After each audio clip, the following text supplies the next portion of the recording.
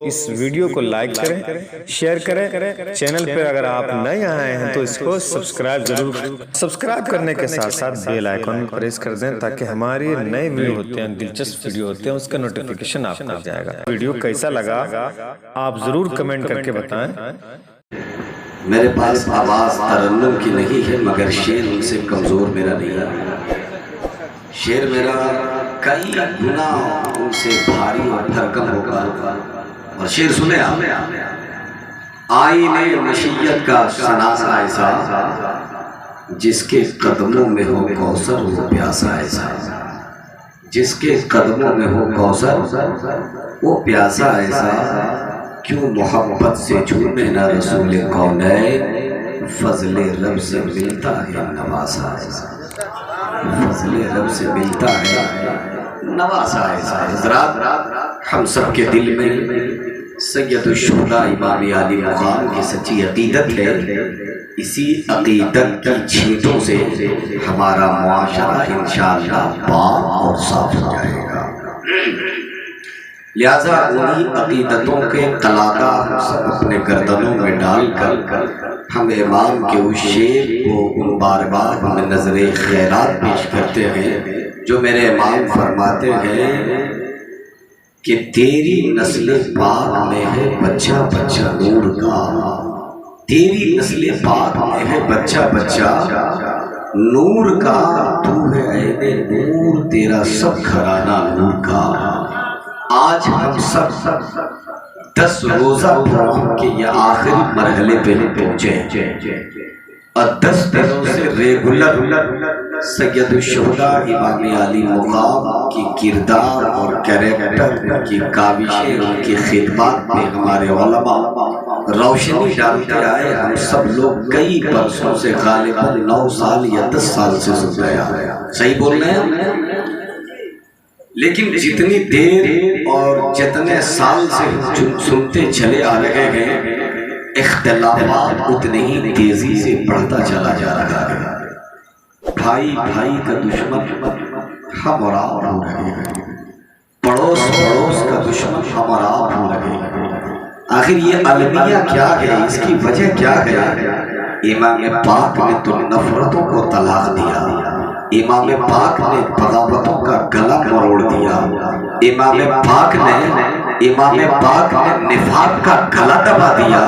ہم کیسے امام پاک سے محبت کرنے والے ہیں، ہم کیسے اس سید الشہداء سے محبت کرنے والے ہیں، ہم ان کا نام بھی لیتے ہیں، نفاق میرے دل میں ہوتا ہے۔ ہم ان سے پیار ضرور کرتے ہیں مگر عداوت ہمارے دل میں ہوتی ہے۔ ہم ان کا نام لیوا ضرور ہے، ہم ان کے نام لیوا ضرور ہے، ہم ان کے محبتوں کے گنگان ضرور ہے، مگر وہ ساری فطرت ہمارے اندر ہے جو فطرت ہمارے اور آپ کے اندر نہیں رہنی چاہیے۔ اس لیے کہ یہ وہ محفل ہے جہاں اسلام کو اخوت کا درس دیا گیا، ملت بیضا کو انسانیت کا تعلیم دیا گیا، ملت حقائق کو تعلیم انسان سے نوازا گیا، تعلیم نسبہ کی فکری اعتقاد سے دلوں کو مزین کیا گیا۔ یہ وہ ایسی محفلیں ہیں۔ حسین پاک کریکٹر کی بنیاد پہ نہیں پہچانے گئے، حسین پاک اپنے عزم اور حوصلے کی بنیاد پہ پہنچانے گئے۔ امام پاک رضی اللہ تعالی عنہ کا مقام و مرتبہ یہ ہے، عزیزان ملت اسلامیہ، اگر ان کے مقام و مرتبے پہ اگر کوئی ایک جملہ بولنا چاہے تو اے جناب غوث اعظم رضی اللہ تعالی عنہ، میرے غوث فرماتے ہیں امام حسین کی شان ایسے ہی ہے جس طرح آسمان میں سورج چمکتا ہے زمین کو روشن کر دیتا ہے، ویسے ہی امام پاک کی شخصیت ہے۔ اگر وہ کربلا میں چمکے نہ ہوتے تو اسلام روشن نہ ہوتا، اسلام بہکتا ہوا نظر نہیں آتا، اسلام کی جرأت نہ طرز ادب زمانے کو نہیں ملتا۔ اس لیے کہ جب طاغوتی قوتیں سر ابھارتی ہے، حسین کا عزم سامنے آتا ہے، حسین کا استقامت سامنے آتا ہے، حسین کی فکر سامنے آتی ہے، حسین کا استقلال سامنے آتا ہے، بلکہ قیامت تک کے ہر طاغوتی قوتوں کے لیے سیدنا امام علی مقام نے کربلا میں کچل کر کے رکھ دیا ہے۔ اس لیے کہ کربلا ایک جنگ کا ہی میدان نہیں ہے بلکہ کربلا ایک انصاف و عدل کا میدان ہے۔ ہے، کربلا ایک تاریخ ساز میدان ہے، کربلا ایک عظیم حوصلے کا میدان ہے، جہاں ابن اصغر کا حوصلہ اسلام کے لیے کام آیا، جہاں علی اکبر کی جماعت اسلام کے لیے کام آ گیا۔ اسی لیے ہم آپ کو بار بار کہتا ہوں کہ سید الشہداء امام علی مقام سے اگر ہماری رات کی سچی عقیدت ہے تو عزیزان ملت اسلامیہ پیشانیوں میں سجدے کا غازہ مل دیا جائے، پیشانیوں میں سجدوں کا ربط مل دیا جائے، پیشانیوں میں سجدوں کا تقدس سے سجا لیا جائے، اور گلے میں غلامی کا قلادہ ڈال کر کے دنیا کو اعلان کر دیا جائے، اور دنیا کو یہ کہہ دیا جائے اب وہ حسینی ہے کہ مسجد کے در و دیوار میں سایہ کرنا اور مسجد کے در و دیوار میں سجدہ کرنا تو سب کو آتا ہے، مگر میں اس حسین کے دیوانے ہوں جو تلوار اور برچھیوں کے سائے میں آپ نے سجدہ کیا ہے، اور جب یہ سجدہ کیا ہے تو سجدوں کا تقدس بچا ہے، سجدوں کا بھرم بچا ہے، سجدوں کا انقلاب بچا ہے، سجدوں کی تاریخ بچی ہے، سجدوں کا انقلاب بچا ہے، اسی لیے کہ وہ سجدہ ہے جس پہ زمانہ ناز کرتا ہے، مگر یہ وہ سجدہ ہے جس پہ یہ سجدہ حسین پہ ناز کرتا ہے۔ ہمیں کہنے کی ضرورت اس بات کی ہے کہ حسین کو سمجھنا اتنا آسان نہیں ہے۔ میرے غوث فرماتے ہیں کہ حسین ایسے ہی ہے کہ ان کے گھر کا ایک ٹکڑے کا نام عبدالقادر ہے۔ زور سے بولو سبحان اللہ، بلند آواز سے بولو زور سے سبحان اللہ۔ اس لیے کہ غوث اعظم فرماتے ہیں وہ غوث اعظم جو دنیا کو ہتھیلی میں دیکھ لیتے ہیں، وہ غوث اعظم مردوں کو زندگی دیتے، وہ غوث اعظم جو ڈوبتی ہوئی کشتی کو صحرا دیتے، وہ غوث اعظم رضی اللہ تعالیٰ عنہ ان کو مشرق سے پکارے تو وہ مغرب سے سن لیتے ہیں، مغرب سے پکارے تو مشرق سے سن لیتے ہیں۔ مجھے کہہ لینے دو وہ غوث اعظم فرماتے ہیں اس دربار کے 1000 ٹکڑے کرو، ان میں سے جب ٹکڑے کا یہ عالم ہے تو مجسمہ کا عالم کیا ہوگا؟ سبحان اللہ سبحان اللہ، سیدھا یہ کھا کر دے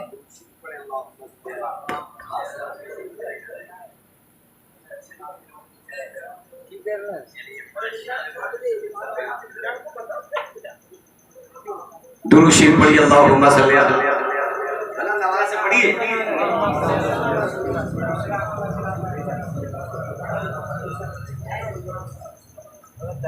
درود شریف پڑھنے سے بہت فائدہ ہے، کبھی موقع ملے تو میں درود شریف کے بارے میں بتاؤں گا، اور مجھ سے سب بڑے ہیں، سب سینئر ہیں، مجھ سے سب زیادہ پڑھے لکھے لوگ ہیں، ان سے اب کبھی درود کے بارے میں پوچھیں گے تو وہ بتائیں گے کہ درود وہ عمل ہے کہ سرکار خود بنفس نفیس اپنے غلاموں کا درود سنتے ہیں، کہ یہ سبحان اللہ۔ اس لیے درود شریف بلند آواز سے پڑھیں کہ یا رسول اللہ۔ ارے بلند آواز سے کہہ بھائی، ارے کم ہے تو کیا مطلب ہے؟ دم ہے کہ نہیں ہے؟ دم نہیں ہے؟ ارے اگر دم ہے تو محبت کے ساتھ نا، میں گھر کا آدمی ہوں، اس لیے کہ مجھ کو برداشت کر لے آپ، اگر مجھ کو نہ برداشت کریں گے دوسروں کو بھی برداشت نہیں کر پائیں گے، اگر دوسروں کو نہیں برداشت کر پائیں گے تو یہ شکایت آپ کی بھی ہوگی، ہماری بھی شکایت ہوگی۔ یہ مرکزی معاملہ ہے، نقیب اعظم ہندوستان قاری مقصود گوہر صاحب کی نظامت ابھی شتابدی کے اسپیڈ میں نہیں چلتی ہے بلکہ راجدھانی کی اسپیڈ میں چلتی ہے، اور ہم سب مل کے دعا کریں کہ ان کی نظامت اسی اسپیڈ میں چلے کہ یہاں کا ذرہ اٹھے اور پوری دنیا کی سیر جائے۔ کہہ دیجیے سبحان اللہ۔ حضرات میں عرض یہ کر رہا تھا کہ سید الشہداء امام علی مقام، میری گفتگو کو سنے آپ، شاید کوئی بات آپ کے ذہن سے اتر جائے یا آپ کے سر سے اوپر چلے جائے تو معاف کر دیں، بعد میں کیا کہتے ہیں کہ مطلبی صاحب سے رابطہ کر کے آپ پوچھ سکتے ہیں۔ اس لیے کہ ایک بات تو آپ اچھی طرح سے جان لیں کہ میں واقعاتی تقریر کرنے کی عادی نہیں ہوں، اور نہ میں واقعات کو تفصیل سے بیان کرنے کی عادی ہوں، اس لیے واقعات تو میں ضرور لیتا ہوں مگر اس کے مغز اور دماغ کو استعمال کرتا ہوں، اور میں واقعات کو اسی واقعات کے لب و لہجے میں گفتگو نہیں کرتا ہوں۔ واقعات آسانی ہوتی ہے سمجھنے کے لیے مگر زبان کی سلاست دم توڑ دیتی ہے، زبان کی رقت طاری ہو جاتی ہے، زبان پہ مماثلت کا دروازہ بند ہو جاتا ہے۔ اس لیے اس کا خاطر خواہ خیال کرتے ہوئے میری بات کو سنیں۔ میں عرض یہ کر رہا تھا کہ سید الشہداء امام علی مقام رضی اللہ تعالیٰ عنہ کے بارے میں میرے غوث فرماتے ہیں کہ ان کے دربار کے 1000 ٹکڑے کرو، ان میں سے ایک ٹکڑے کا نام عبدالقادر ہے۔ سبحان اللہ، ان میں سے ایک ٹکڑے کا نام عبدالقادر ہے۔ تو اب ٹکڑوں کا مقام اگر سمجھا جائے تو ٹکڑے کا مقام کیا ہے کہ مردوں کو زندگی دے دے۔ کہہ دے سبحان اللہ، مردوں کو زندگی دے دے، ڈوبی ہوئی کشتی کو تیرا دے۔ تو جس دربار کے ٹکڑے کا یہ عالم ہے تو اس مجسمے کا عالم کیا ہوگا؟ اس دریائے بحر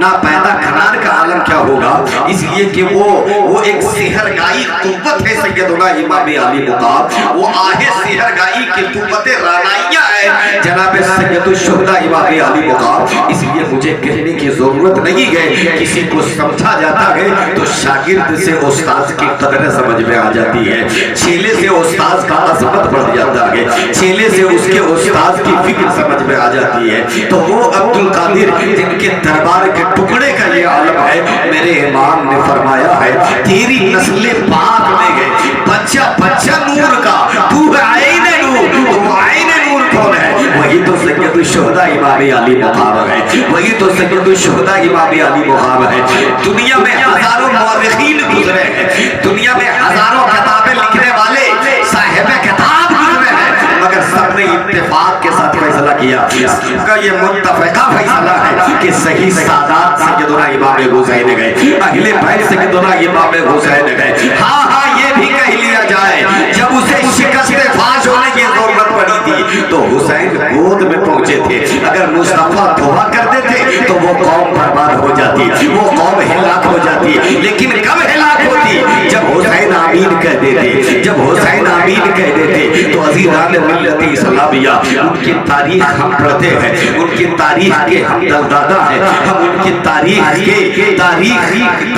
پڑھ پڑھ کر کے ہم ان سے محبت کرتے ہیں۔ تو محبت کرنے کی علامت یہ ہے کہ محبت ایسی ہو کہ سجدوں کا غازہ پیشانی پہ مل دیا جائے، سجدوں کی رمق پیشانی پہ مل دیا جائے، سجدوں کا تقدس چہرے سے نمودار ہو جائے۔ ورنہ قرآن فرماتا ہے سیماہم فی وجوہہم من اثر السجود، آخر تم سجدہ کرتے کیوں ہو جب تیرے سجدے پہ نور نہیں ہے، تیرے سجدے پہ رمق نہیں ہے، تیرے سجدے کی برکتوں سے تیرا چہرہ کیوں نہیں چمک رہا ہے، تو خوبصورت کیوں نہیں ہے؟ تو پتہ یہ چلتا ہے سجدہ وہ ضرور کرتا ہے مگر بے نور کا سجدہ کرتا ہے، سجدہ وہ کرتا ضرور ہے مگر غازہ حسن کو دور کر دیا جاتا ہے، سجدہ وہ کرتا ضرور ہے مگر غازہ آداب کو دور کر دیا جاتا ہے، سجدہ وہ کرتا ضرور ہے مگر حسین کو گالیاں بھی دیتا ہے، بزرگوں کی شان میں گستاخیاں بھی کرتا ہے، صحابہ کی شان میں مبرہ بھی کرتا ہے، انبیاء کی شان میں گستاخیاں کرتا ہے۔ ہم وہ لوگ نہیں ہیں، ہم تو ولی سے بھی محبت کرتے ہیں، ان کی چادر سے بھی محبت کرتے ہیں، ان کے شہر سے بھی محبت کرتے ہیں۔ جب ولی سے ہم اتنی محبت کریں تو اس حسین سے ہم کتنی محبت کریں گے، اس حسین کی اولاد سے ہم کتنی محبت کریں گے۔ میرے امام فرماتے ہیں مدینے کے خار کشیدہ ہے کس لیے، سر پہ رکھو ہار رہے۔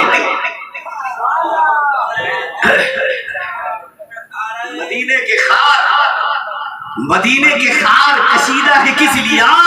سر پہ رکھو آپ میں رہے دل میں گھر کرے۔ میرے امام نے یہ ذکر دیا ہے، ہم ایسی محبت کرتے ہیں، ہم اس طرح کی اگر محبت کریں تو امن خلافات و بدعات جو مشرکین کی متفقہ فیصلہ نہیں بلکہ ہمارے ساتھ جب ملا تو ہمارے رسموں میں خلط ملط کیا ہے، ہماری تہذیبوں میں خلط ملط کیا ہے، ہماری ثقافت پہ حملہ کیا ہے۔ آپ کو معلوم ہوگا اسلام عرب کی دھرتی سے نکلا، جب عرب کی دھرتی سے نکلا تو مٹھی بھر مسلمان تھا، تہذیب یکساں تھا، تحریک متمدی تھا، تحریک اچھے تھے، آداب اچھے تھے، وہی آداب تھے، وہی تلقین تھی، وہی طرز ادب تھا، وہی اصول تھا، وہی ضابطہ تھا۔ مگر جو ہی یہ آبادی بڑھتی گئی اور عرب کی دھرتی سے اسلام باہر نکلا، باہر نکلنے کے بعد یہود یہود و نصارہ کا تہذیب آیا، مشرکین و کفار کی تہذیبیں آئی، جب تہذیبیں ساری جم گئی ہے تو یہ خلط مل ہو گئی، خلط ملت ہو گئی، ساری تہذیبیں مل گئی تو ہم اپنے باپ داداؤں کے رسموں پہ عمل کرنے کے لیے ہم پریشان ہونے لگے، ہم دیکھنے لگے کہ میرے باپ دادا کون ہے، میرے باپ دادا کون ہے،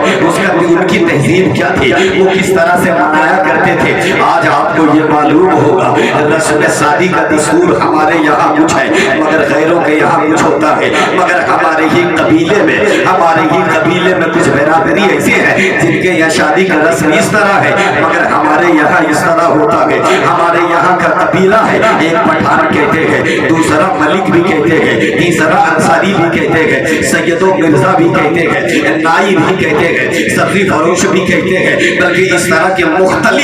مختلف آبادیوں کی صورت میں ایک قبیلے وائز ہو گئے ہیں۔ لہذا پٹھان کی شادی سیدوں کے یہاں نہیں مل پائے گا، جو سیدوں کے یہاں ضابطہ ہوگا وہ ملک کے یہاں نہیں ملے گا۔ اس طرح ہماری تہذیب پہ حملہ کیا، ہماری طرز زندگی پہ حملہ کیا، ہماری شعوری زندگی پہ حملہ کیا، ہماری تدغن پہ حملہ کیا، ہماری فکر پہ حملہ کیا، ہماری تہذیب ملتی چلی گئی ہے۔ کبھی ہمارے رسم کو ہندوانہ رسم کی طرف جوڑ دیا گیا، ہماری تہذیب و کلچر کو دوسروں کی طرف جوڑ دیا گیا ہے۔ اب اسی تہذیب کے درجادہ ہو کر کے ایک بڑی آبادی پر مشتمل ہو گئی۔ اب اسلام کا چہرہ مسخ کر دیا گیا، اسلام کا جو چہرہ تھا مسخ کر دیا، شادی کا اصول کے چہرے مسخ کر دیے، آداب زندگی کے چہرے مسخ کر دیے، ہم بھول گئے ہیں۔ اب اسی چیزوں کو بتانے کے لیے علماء نے کمر کسا کے آپ تیار ہو جاؤ، اسی چیزوں کو بتانے کے لیے علماء نے فیصلہ کیا کہ اب تیار ہو جاؤ، اس لیے کہ تہذیب ہماری یہ تھی، ہمارا کلچر یہ تھا، ہماری سوسائٹی یہ تھی، ہمارا ماحول یہ تھا، ہم اس طرز ادب پہ عمل کرنے والے ہیں۔ لہذا باپ دادا ہمارا فلاں ابن فلاں ہے، میں فلاں ابن فلاں کا پوتا بیٹا ضرور ہوں مگر میرے باپ داداؤں کا نام غوث اعظم ہے،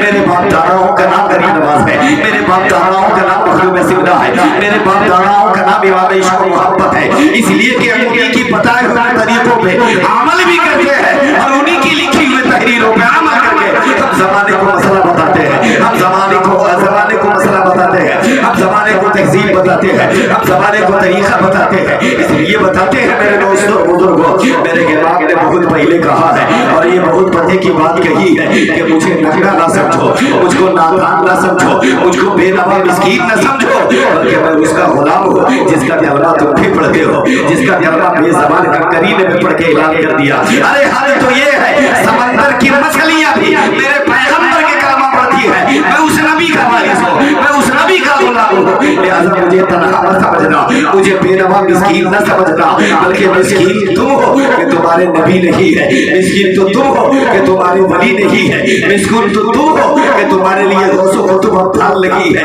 لہذا ایک یہ بات ہوتی ہے کیا نبی کافروں کے لیے نہیں ہے؟ جواب ملے گا ہاں کافروں کے لیے تو ہے، الحمدللہ ہے، نبی سب کے لیے رحمت ہے، نبی سب کے لیے نبی ہے، مگر جو مان لے اسے صدیق کہتے ہیں، جو انکار کر لے اسی کو شریف پڑھے اللہم صلی علی سیدنا شفیعنا نبینا حبیبنا محمد وعلی آلہ وسلم بارک وسلم صلاۃ و سلام علیک یا رسول اللہ صلی اللہ تعالی علیہ وآلہ وسلم۔ 5 منٹ اور برداشت کریں، 5 منٹ اور برداشت کریں، میں سمجھ رہا ہوں ایک مرتبہ اور کہہ دیجیے یا رسول اللہ۔ آپ لوگ تیار ہیں؟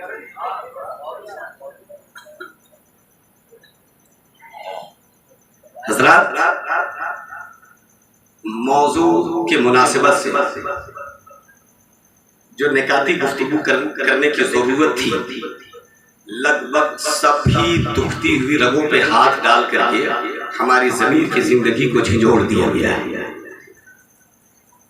لہذا ہمیں آپ کو ان تمام باتوں پہ عمل کرنے کی توفیق دے رب قدیر۔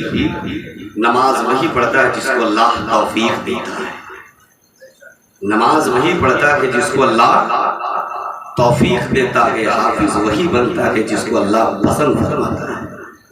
زور سے کہیے نا سبحان اللہ۔ ہم جان رہے ہیں کہ کئی روز سے مسلسل 10 روزہ قرآن میں آپ لوگ جگے ہیں، لیکن آج جاگ لیں کیونکہ آج آپ کو کچھ نئے چہرے نظر آئے ہوں گے۔ یہ اور بات ہے کہ مجھ کو سڑکوں میں آپ دیکھ رہے ہوں گے لیکن میری بات سڑکوں پہ نہیں سن رہے ہوں گے آپ۔ لہذا چند دنوں سے جاگ کر کے سید الشہداء امام علی مقام کی غلامی کا قلادہ اپنے گردن پہ ڈال کر کے یہ دنیا کے سامنے اعلان کر دیتے ہیں کہ ہم سچا حسین کے غلام بننے کی کوشش کرتے ہیں، اس لیے کوشش کرتے ہیں کہ اس طرح کی مجالسوں کو ہم اپنی زندگی کا سرمایہ سمجھتے ہیں، ہم اپنی زندگی کو سرمایہ سمجھتے ہیں، اور اللہ ہم سبوں کو توفیق دے کہ اس طرح کی مجلسوں سے جو دور ہوتا ہے ان قریب وہ بہت دور ہو جاتا ہے، اور جو قریب ہوتا ہے ان قریب وہ بہت قریب ہو جاتا ہے۔ لہٰذا میرے دوستو بزرگوں، ایک رسمن کے مطابق ہمارا اور آپ کا حال یہ ہے کہ کربلا ہو یا مدینہ ہو یا امام باڑہ ہو، مگر امام باڑے کے تعلق سے میں کچھ نہیں بولنا چاہتا کیونکہ وہ ساری باتیں لگ بھگ آپ سن چکے ہیں، مگر آپ دعا کریں کہ جس مدینے کی ربط ہمارے دل میں ہے اس مدینے کی گنبد خضرا ہماری آنکھیں دیکھ لے گئی، یہ سبحان اللہ، زور سے کہیے سبحان اللہ۔ لہٰذا میرے دوستوں بزرگوں، آج ہم سبوں کا حال یہ ہے کہ منتیں مانگ کر کے بھیک مانگی جاتی ہے، اور کچھ منتوں کا حال یہ ہوتا ہے کہ وہ منتیں مانگی جاتی ہے چاہے وہ چراغ جلانے کی، چاہے وہ اگربتیاں جلانے کی۔ لہٰذا میرے دوستوں بزرگوں، شرعی اصول و ضوابط میں اس کا کہیں ذکر نہیں ہے، ہاں حاصل کلام یہ میں بتانا چاہتا ہوں کہ آج جو ہم جسے ہم فرضی مدینہ کہتے ہیں، اللہ اکبر میرے دوستوں بزرگوں، اسی کو آپ مدینہ کہتے ہیں جو اس تاریخ گزرنے کے بعد اپنے پاؤں سے تم روندتے ہو، ضرورت پڑنے پہ تم اسے دیکھنا بھی نہیں پسند کرتے ہو،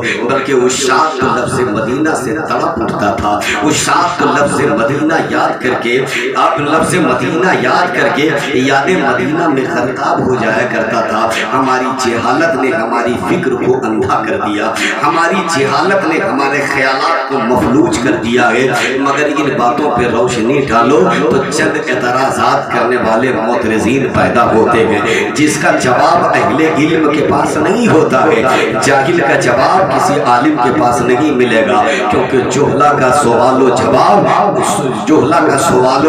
بے تکا ہوا کرتا ہے، اس لیے کہ سوال کرنے والا بھی عالم ہوتا ہے۔ اتنا علم رکھنا ضروری جو سوال کا آداب معلوم ہو، سوال کا طریقہ معلوم ہو۔ آج امام باڑے کی صورت میں جو فاتحہ کا اہتمام کیا جاتا ہے، لہٰذا آپ نے یہ سنا کہ کل کا ایک زمانہ ایسا تھا کہ مرغی ذبح کرنے والے نہیں ملتے تھے یا فاتحہ کرنے والے نہیں ملتے تھے، تو ایک جگہ بلا کر کے فاتحہ کیا جا سکتا تھا۔ ہاں اتنا یہ بھی بات کہہ دیا جائے کہ ممکن ہو کہ امام باڑے پر فاتحہ اگر ہم اور آپ کرتے ہیں تو یقیناً ہم کر سکتے ہیں، مگر ہماری نیت کیسی ہونی چاہیے، ہماری سوچ کیسی ہونی چاہیے۔ یہ وہ امام باڑا نہیں ہے جس کا تصور اس امام کے ساتھ جوڑ دیتے ہیں، جس کی نیت ہم اس امام کے ساتھ جوڑ دیتے ہیں۔ لہٰذا میرے دوستوں بزرگوں،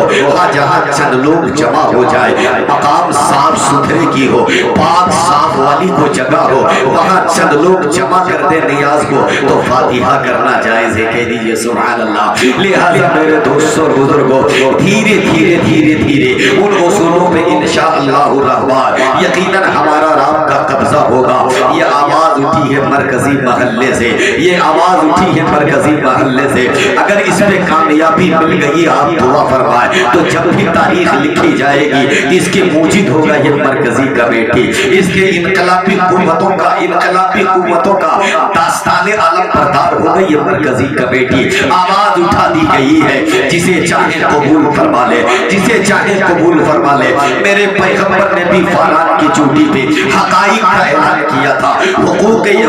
یسنا کا اعلان کیا تھا، حقائق کا اعلان کیا تھا میرے پیغمبر نے، جنہیں قبول کر لیا ہے آج دنیا انہیں سلام کرتی ہے، آج دنیا ان کی بارگاہ میں خراج عقیدت پیش کرتی ہے۔ لہٰذا میرے دوستوں بزرگوں، اب ہمیں فتنہ پیدا کرنے کی ضرورت نہیں ہے، اب ہمیں فساد کرنے کی ضرورت نہیں ہے، اب ہمیں وہ کام کرنے کی ضرورت نہیں ہے۔ ہاں البتہ اتنا ضرور ہے کہ وہ نہ کام کرے جس سے فتنہ پیدا ہو، جس سے وہ فساد پیدا ہو سکتا ہے. اس لیے ضرورت اس بات کی ہے کہ ہر جائز کو جائز نہ سمجھے، ہر ناجائز کو ناجائز نہ سمجھے، بلکہ یہ طریقہ ہونا چاہیے جو ناجائز ہے وہ ناجائز ہی سمجھا جائے. کہ جیسا کہ امام عشق و محبت سرکار اعلیٰ حضرت علیہ رحمت و رضوان فرماتے ہیں کہ سارے لوگ داعی الاسلام ہے، سارے مسلمان داعی اللہ ہے، رب کی طرف حکم کرنے والا ہے. اب رکشہ چالک ہو اس پر بھی واجب ہے کہ دین کی باتیں بتائے، ٹھیلا چلانے والا ہو تو اس پر بھی واجب ہے دین کی باتیں بتائے،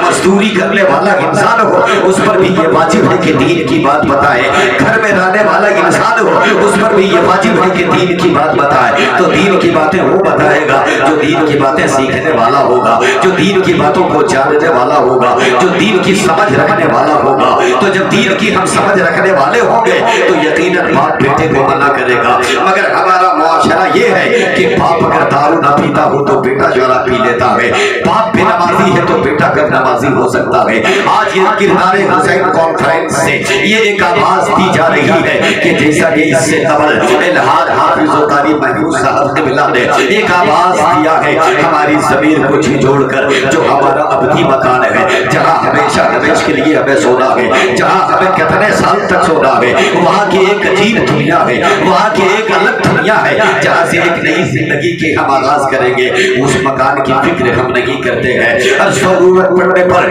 قاری امان صاحب قبلہ مقدس روح نورانی نے جناب حافظ محمود صاحب قبلہ کو کہا ہے کہ کیا آپ مدد کرتے ہیں بولنے کے لیے. انہوں نے فوری طور پہ 1000 اینٹ کے اعلان کر دیا ہے، دوسرے 2000 اینٹ کی یعنی دوسرے 1000 اینٹ کی قاری امان صاحب نے اعلان کر دیا ہے. یقیناً اس مجمع میں کسی کا دادا ضرور ہوں گے، کسی کا باپ وہاں ضرور موجود ہوں گے، کسی کا پردادا ضرور موجود ہوں گے. لہٰذا میرے دوستوں بزرگوں، قبروں کی بے حرمتی کرنا ایمان کا حسن غائب ہوتا ہے. قبروں کی بے حرمتی کرنا عبادت کی برکتیں زائل ہو جایا کرتی ہے. قبروں کی بے حرمتی کرنا گھروں سے برکتیں دور ہو جاتی ہے. لہٰذا میرے دوستوں بزرگوں، اگر خیرت ایمانی ہے تو اس کا بھی ہم عزم کر لیں، اس کا بھی ہم فیصلہ کر لیں. کل راستہ ہمارے لیے تنگ تھا، آج راستہ ہموار ہو گیا ہے، آج راستہ ہموار ہو گیا ہے. اس لیے کہ یہ ٹکے کے چوٹ پہ کہا جا سکتا ہے کہ کہیں نہ کہیں کردار حسین کا جلسہ ہماری زندگی میں انقلاب لایا ہے، ہمارے سماج میں انقلاب لایا ہے، ہمارے نوجوانوں میں انقلاب لایا ہے. ہم نے تاریخ بدلی ہے، ہم نے زمانے کے چہرے کو کالا کیا ہے، ہم نے اپنے فکر کی زندگی کو بلند کیا ہے، ہم نے آیت سے ہرگاہی میں آواز لگا دی ہے. دنیا نے لبیک کہا ہے، جس دن رب کو منظور تھا وہ دن آیا ہے، راستہ